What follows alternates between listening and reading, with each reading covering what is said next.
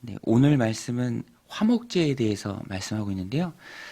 레위기의 첫 부분에서는 중요한 제사 5대 제사를 다룬다라고 말씀드렸죠. 첫 번째가 번제죠. 다 드리는 제사, 번제. 온전한 헌신, 하나님을 향한 철저한 헌신, 번제입니다. 그리고 어제 살펴봤던 소제, 고운 과로로 드리는 제물입니다. 일상의 음식으로 하나님 앞에 감사의 제사를 드리고요. 또 고운 가루가 상징하는 것처럼 순결하고 순수한 신앙으로 하나님 앞에 드리는 헌신을 의미합니다. 오늘 본문은 화목제에 대해서 말씀하고 있는데요. 예수님께서 본인을 하나님께 드리는 제물로 말씀하실 때 또 성경에서 가장 많이 예수님을 상징하는 것이 바로 화목제물입니다. 하나님과 인간 사이에 화목제물이 되신 분이 바로 주님이시죠. 그렇게 말하는 이유도 오늘 본문에 보면은 화목제를 설명할 때 커다란 제물로 하나님께 드립니다. 그리고 암컷이나 수컷을 가리지 않고 다만 흠없는 것으로 하나님께 드리죠. 이러한 이유는 화목제의 특성 때문인데요. 화목제는 다 드리는 번제와는 달리 드리는 제물을 나누어서 먹습니다. 제사장의 몫이 있고요. 또 헌제자, 제물을 드리는 사람이 가족과 함께 또 많은 사람들과 더불어서 그 제물을 함께 나눕니다. 레위기 7장에 가서 보면 이것을 좀 더 자세히 풀어서 설명을 하는데요. 그래서 화목 제물이 됩니다. 희생 제물의 고기를 함께 나누어 먹는 제사가 바로 화목 제물이죠. 개인적인 차원을 넘어서요. 헌제자 개인적인 차원을 넘어서 공동체가 서로 화합을 다짐하며 드리는 제사가 바로 화목 제물입니다. 이러한 나눔이 고기를 나누어 먹는 나눔이 쉽도록 암수 구별 없이 드렸고요.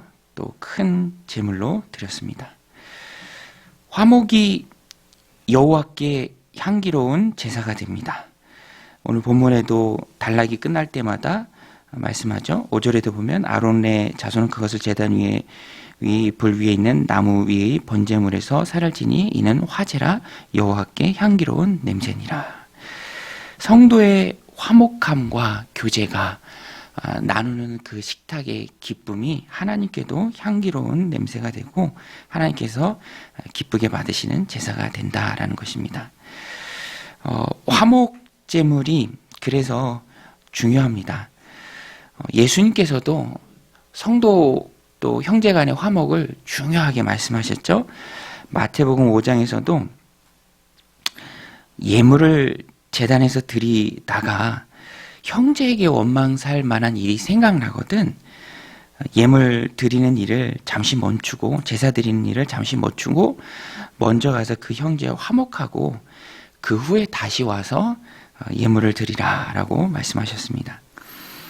화목함이 중요하다라는 것이죠. 화목함을 놓치고 내 자신만 하나님 앞에 드립니다라는 것은 있을 수가 없죠. 하나님은 공동체로 우리를 부르셨습니다. 내 스스로 경건 생활을 하고 또 하나님 앞에 예배하고 내가 배우고 내가 신앙이 깊어진다라고 말할 수 있지만 그런데 그 가운데서 공동체를 놓치고 또 성도, 형제 간의 사랑을 놓친다면 그것은 굉장히 많은 부분을 놓치는 것이죠. 그래서 우리는 항상 하나님 앞에 나아갈 때에 화목을 중요하게 여겨야 합니다.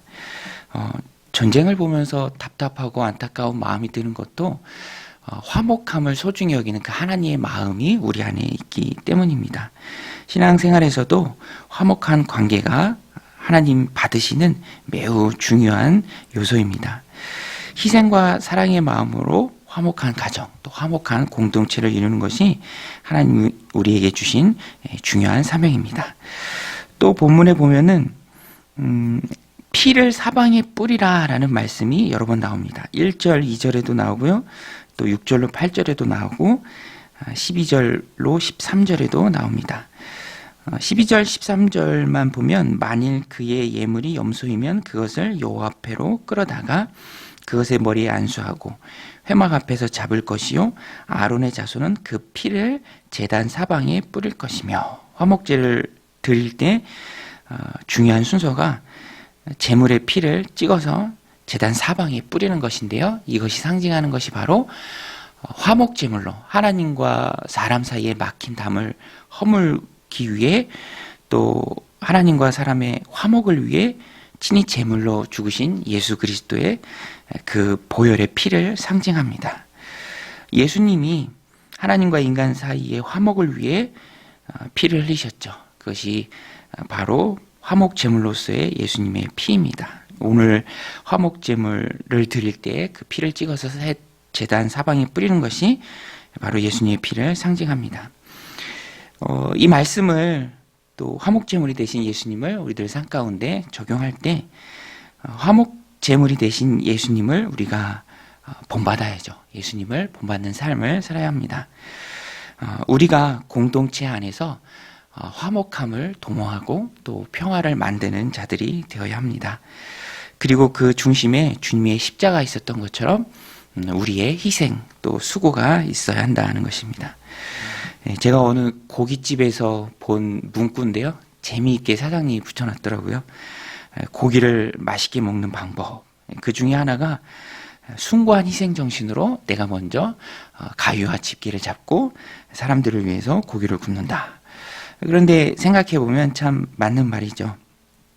내가 희생하면 모두가 다 평화롭게 또 맛있게 먹을 수 있다라는 것입니다. 희생이 그래서 사람들 사이에서 중요한 헌신이 됩니다. 내가 희생하고 내가 섬기고 내가 수고하면 거기서 화목이 생성되는 것이죠. 그래서 성도는 하나님 주신 삶을 살아갈 때 항상 그 결과에 화목을 두어야 합니다. 내가 이렇게 행동하고 내가 이렇게 말을 할 때 공동체에서 화목이 생기는가, 평화가 생기는가, 아니면 다툼과 분쟁이 생기는가, 우리가 늘 그것을 생각해야죠. 희생은 화목을 만들어내는 가장 소중한 가치가 있다라는 것입니다.